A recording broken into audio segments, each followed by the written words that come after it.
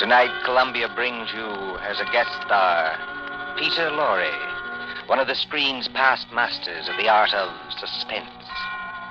Suspense is compounded of mystery and intrigue and dangerous adventure.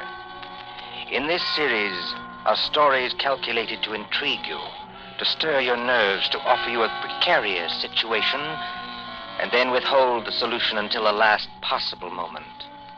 Tonight, for instance, Mr. Lorre plays for us a doctor, a husband, with something dark and terrible on his mind.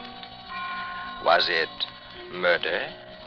And if so, can this at last be the really perfect crime? We trust that while you are wondering, we shall keep you in suspense. For Suspense tonight, CBS presents Till Death Do Us Part by John Dixon Carr, starring Peter Lorre.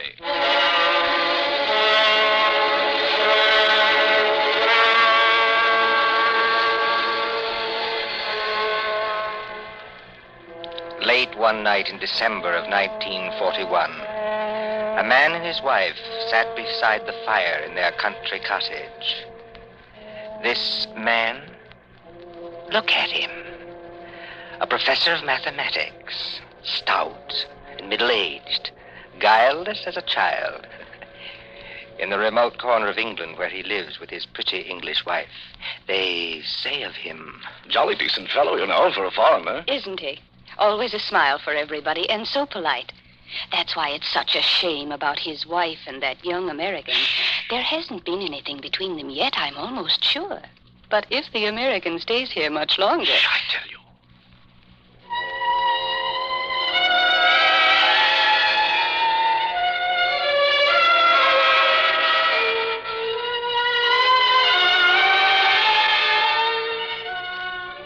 A happy man, this Professor Kraft.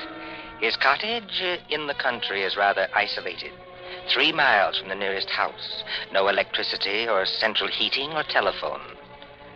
And on December nights like this, a great wind comes rushing off the Sussex Downs. It rattles at the windows, growls in the chimney, and makes unsteady the oil lamp on the table. Professor Irwin Kraft sits before the fire in a snug book-lined room. And across from him, sewing, sits his young wife, Cynthia. A domestic scene. A very domestic scene. Oh, my pet, this is wonderful, isn't it? Oh, so nice and cozy. How I enjoy our little home. It's a pleasure to be indoors on a night like this, isn't it? Yes.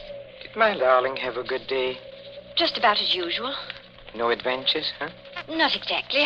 I walked into the village. Walked? Oh, I really blame myself for burying you out here. I ought to get your car. That's not necessary, thanks. Come now, come. Did something happen to upset my little pet today? No. You know, darling, I look at you and I marvel. You marvel at what? At a wife who can actually blush. Yes, with a skin so fair and a conscience so transparent that she can actually blush. I wasn't blushing about... About what? About anything you might be thinking. It's your horrible habit of putting everybody else in the wrong. Oh, but the neighbors don't think that about Papa Croft. The neighbors don't have to live with you. I do. And you mustn't scratch either. Not when we are so snug here, so cozy, and the kettle on the fire's nearly boiling, and the rum is ready, and the lemon juice, and the sugar for her medicine. Oh, and must I drink that stuff? I don't like rum. But you have a cold, darling. I haven't got a cold. Really, I haven't. Now, darling, twice today I heard you cough. Now, you are going to take your medicine, Cynthia, and take it here and now, and not offend your clumsy old husband by refusing. Why do you keep on treating me like a girl of 16? I love to treat you like that, Cynthia, because I cannot fathom your thoughts. You lock up your thoughts, and that is a dangerous English habit. You see, thoughts accumulate and won't be stifled, and sooner or later, when you least expect it, Well, look out. The kettle's boiling over. So it is. Owen, please lift it down from there. Of course. I apologize. I apologize, my darling. There. For a second, you know, you almost frightened me. Huh? I frightened you? I suppose it's foolish. Well, here we are, my dear. Here we are. Now, see, I put 2 tumblers on the coffee table. And now, a spoon in each so that the heat doesn't crack them. My dear, must you give me so much rum? Can't I have the small one? But we have to cure that cold of yours, Cynthia. Now comes the lemon juice. Yes. And now comes hot water to the top. Here we are. And 2 lumps of sugar for each of us. There you are, darling. Now let's drink up, huh? Owen, listen. I didn't hear anything. I did. It came from that cupboard over there. It sounded like your accordion. Oh, that's nonsense, darling. That's nonsense. There it is again. Well, that's only the wind. Or perhaps a rat that got into the cupboard. Owen, I'm terrified of rats. Go and kill it, would you mind? Oh, you really sit very heavy labors, my sweet, for one of my weight. Well, if you insist, all right. Well, I'll take a good heavy poker from the fireplace. And, of course, it means a little trip to the cupboard. Owen, never mind. You haven't changed your mind, have you? It'd probably run out across the floor. Come back. Wouldn't run very far, I'm sure. Well, again, if you insist. I can't think what's the matter with me tonight. No? No, You're sure nothing upset you in the village today, huh? certainly not. How about this young American, that fledgling doctor? What's his name? Do you mean Dr. Craig? That's it, Dr. Craig. Dr. Craig. Didn't someone say he was leaving today for London and then back to the States? I believe so. That's what Lady Randolph told me. And you didn't say goodbye to him? Certainly not. Well, that wasn't kind of you, darling. That wasn't friendly. What's the matter? Don't you like my nice hot rum drink? No.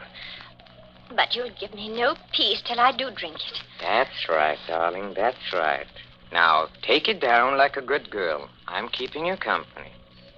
See? Oh, how pretty she looks. With her yellow hair in the firelight, and her red mouth, and her light little hands. Very pretty. Oh, there is just one other thing, Cynthia. I gave you a letter to post this afternoon. Did you post it? Yes. Registered? Yes. And did you notice to whom the letter was addressed? Everybody notices the address on an envelope. It was to some Mr. Hatherby at Market Shepherd. That's right. But I don't know who he is, if that's what you mean. Oh, Mr. Hatherby is the coroner of this district. The coroner? That's right. That's right. But is there any reason why you should be writing letters to the coroner? Well, there will be tomorrow morning.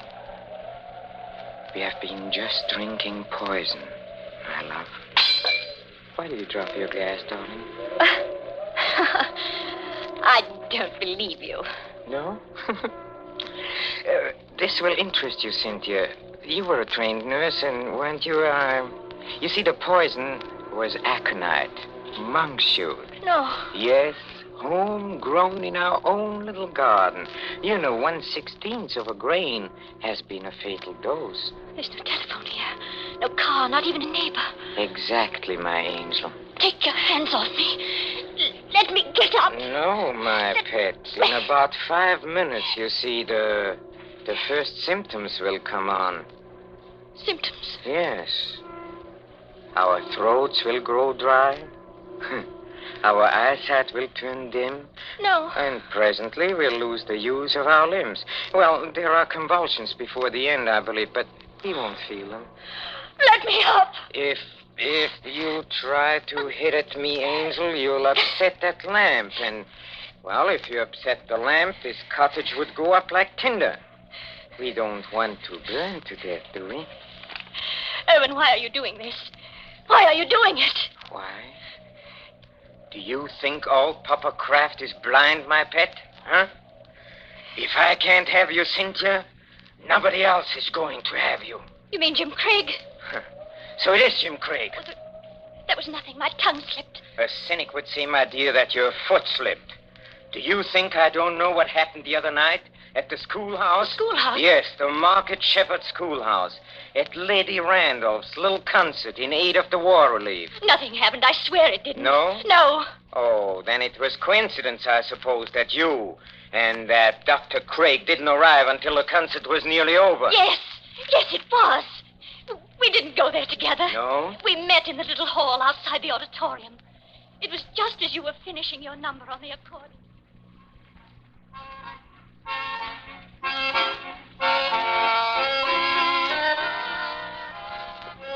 Oh, I beg your pardon. It's so dark here, I almost bumped into you. Isn't that Mrs. Kraft? Yes. Good evening, Dr. Craig. We seem to be late. Very late, I'm afraid. I was detained on a case. And I didn't feel like coming here at all. Oh, just a moment before I open that door for you. Won't it look a little funny, our arriving here together? Funny? Why should it? No reason at all, only... Cynthia, listen to me. Do you know, Dr. Craig, that's the first time you've ever called me by my first name. I did want to have a word with you somehow. Of course, you've heard the news. What news? On the radio for the past couple of days. Oh, we're too far out to get much news, and my husband isn't interested. He isn't interested. He isn't interested in anything but himself. I'd rather you didn't talk that way about my husband. I'm sorry. Would you push the door open a little? And in conclusion, Lady ladies Randolph and is saying something. I'm sure we've all enjoyed our friend Professor Kraft's musical numbers on the accordion. And the vicar's conjuring tricks. And little Miss Linshaw's spirited recitations. It only remains for me to tell you that the collection for this little entertainment will amount to the... Well, yes, Colonel Thompson, what is it? Colonel Thompson's going across the platform in rather a hurry. Looks like an announcement of some kind. Ladies and gentlemen, your attention. We have just received some late news by the 9 o'clock bulletin. I think I can guess what it is.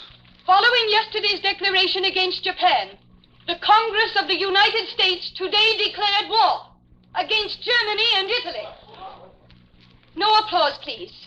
I think I can say that these things go too deep for applause. We entered a war lightly, and we have learned.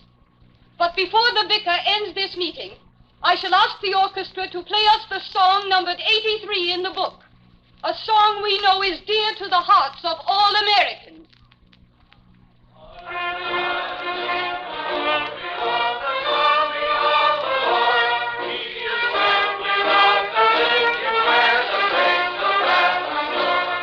Close the door, Cynthia. Jim, this doesn't affect you. Naturally it does. You won't be leaving England. Probably in a very short time. They'll be needing doctors. But does a formal declaration of war make any difference? What does it mean to you? What does it mean? I can't explain it, Cynthia. It's all in that song. If they're going to need me, I'll go back. But can't you do just as much good here in England? I don't know. That depends on what the army says. And doesn't anything depend on what I say? We haven't got much time, Cynthia. That crowd will be out in a minute. Yes. And we won't admit it, will we? Admit what? Admit how we feel about each other. I haven't said... Nor I. I was only talking about what we were thinking. No, we won't admit it. You say you can't explain about the war. I can't explain about this. Don't try. It's better this way. Owen's been very good to me. And he's such a childlike person. Yes. Everybody likes him. Oh, he has his tempers, and he's not easy to live with sometimes, in spite of what they think. But I can't do anything to hurt him, because he'd never do anything to hurt me. Never, never, never in the world.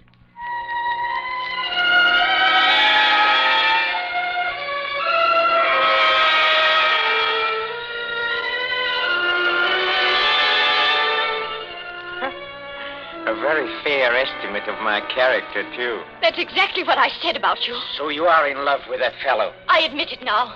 Yes. Tell me, darling, do you feel anything yet? Feel anything? I mean, dryness? Muscular contraction of the throat? Yes. Oh, I thought so. I won't die. I won't. And how do you propose to stop yourself? Your only chance would be to reach the village infirmary. And I'll see to it that you don't get there. But what if the poison takes you before it takes me? Then you can't stop me. But it won't, darling. You seem terribly sure of that. You see, the amount I gave you, as you perhaps noticed, was more than I gave myself. I'm going to follow you, my little pet, into the dark, where there are no Dr. Jim Craigs, but not too quickly.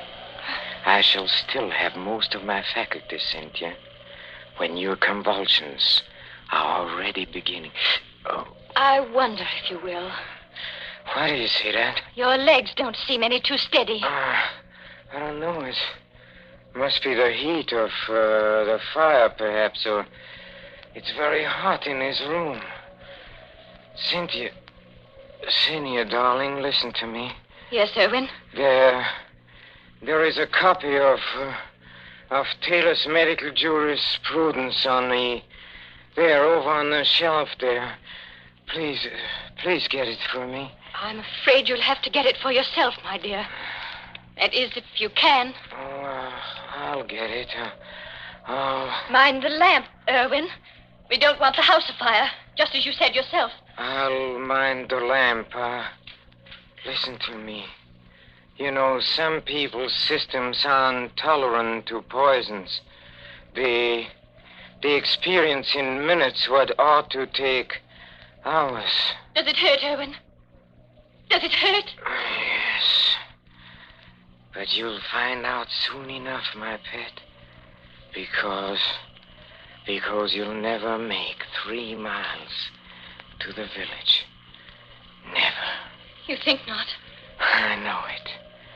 And just remember, I shall be waiting. Waiting? Out in the dark and cold, where there is neither marriage nor giving in marriage. I'll be waiting for my little pet to come and join me. I shall be waiting. Irwin! Irwin! Oh, I hate you. I loathe you. I'm afraid of you. But I don't want you to die because of me. And yet, you are dead, Irwin. But I'm not going to join you. I've never prayed much, Irwin, but I'm praying now. Whatever comes over my wits and makes my senses weak, give me strength enough to get to the village. Just give me strength enough to get to the village.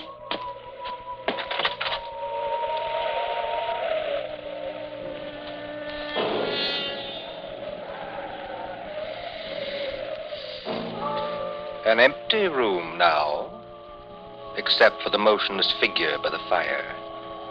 The great wind enters through an open front door and makes the lamp shake dangerously on the tables. The whole house creaks. Otherwise, it is very quiet. Suddenly, the corpse sits up. Professor Kraft looks pleased, doesn't he? Very pleased.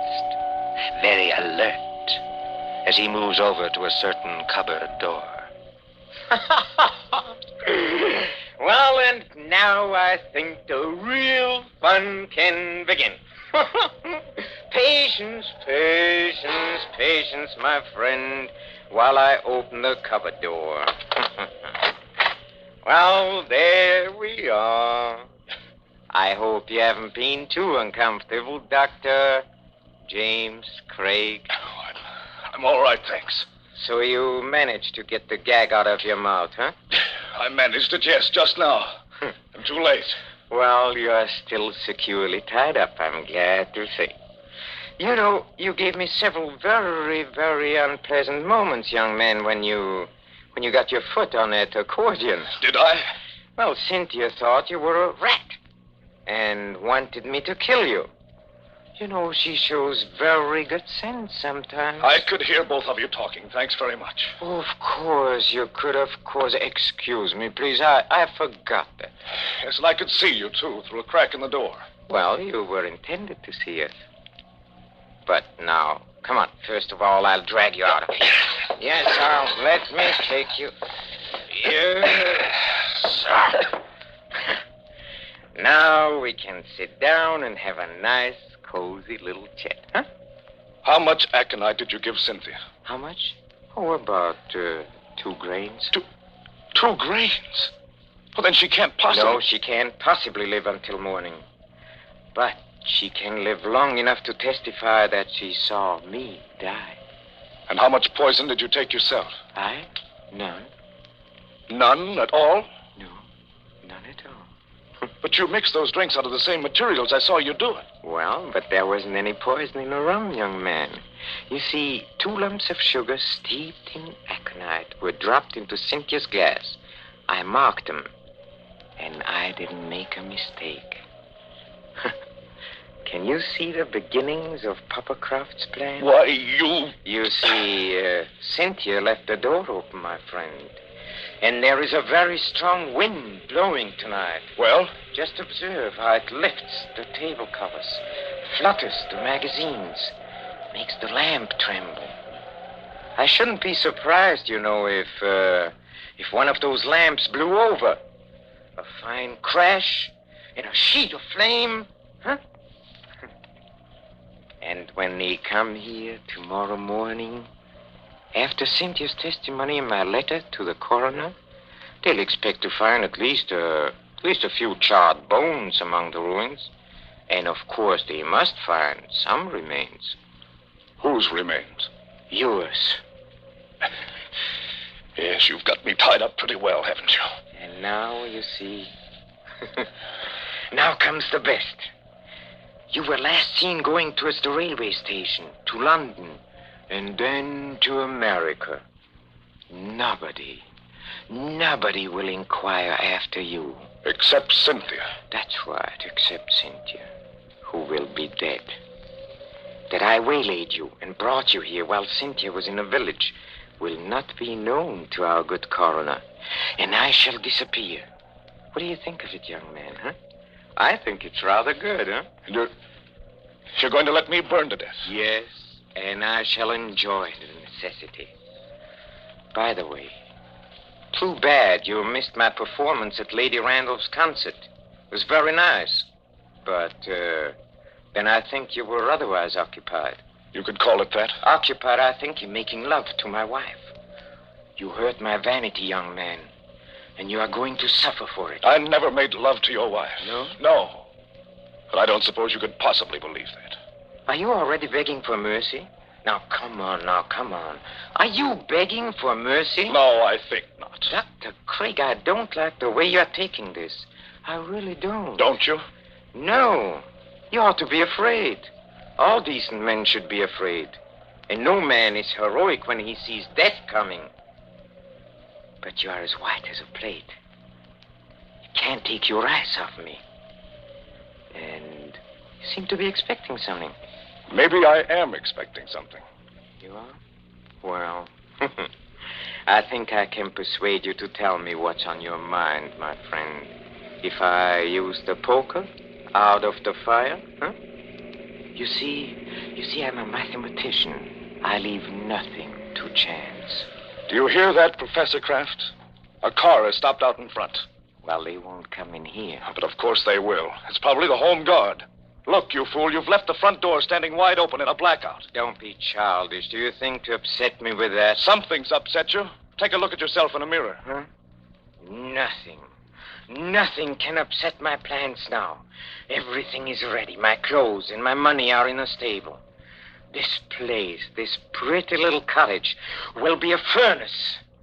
All I have to do is pick up that lamp. You see, like this, and something is wrong with me. Oh, you're not acting this time, are you? You're not pretending now. You swine! What have you done to me? I have done nothing to you. You have done something to me. I can feel it. There is sweat all over me. My throat's choking. This way, Lady Randall. Through the gate and up the path. That sounded like my wife's voice. It was Cynthia's voice. What is wrong with you? A person would think you were drunk. I'm sorry, Lady Randall, stopping me in the road and asking to be taken to the infirmary at 80 miles an hour, and then finding there was nothing wrong with you. But it can't be. It isn't possible. Oh, but it is. You see, your plans didn't include the fact that Cynthia doesn't like rum. Remember, you poured a very large drink for her and a small one for yourself. And you filled both glasses with hot water. Oh, remember when she got you to leave her and come over to this cupboard? Yes. She changed the glasses then. You're the one who swallowed the poison, 2 grains of aconite. No. Help me. Please.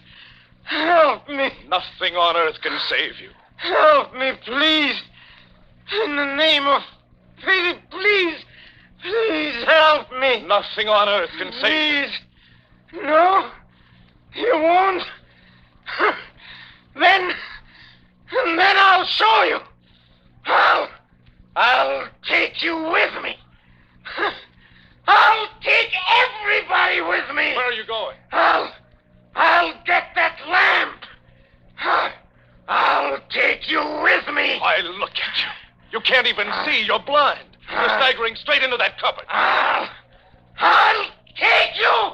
I'll take you with me. I'll take you.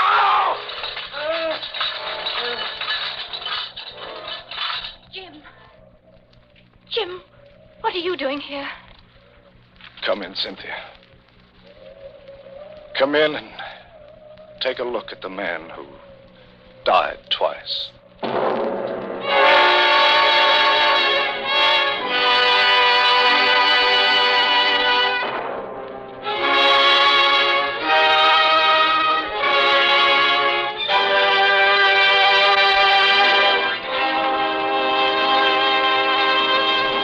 And so ends Till Death Do Us Part, starring Peter Lorre. Tonight's story of Suspense. Columbia presents these tales of mystery and intrigue and dangerous adventure for your relaxation and enjoyment. Next Tuesday, there'll be another in this series. Same hour, 9:30 Eastern Wartime. Mr. Lorre was starred as Professor Kraft. He was supported by Alice Frost as Cynthia, David Gothard as Dr. Craig, and Mercedes McCambridge as Lady Randolph. William Spear, the producer, John Dietz, the director, Bernard Herrmann, the composer-conductor, and John Dixon Carr, the author, are collaborators on Suspense. This is the Columbia Broadcasting System.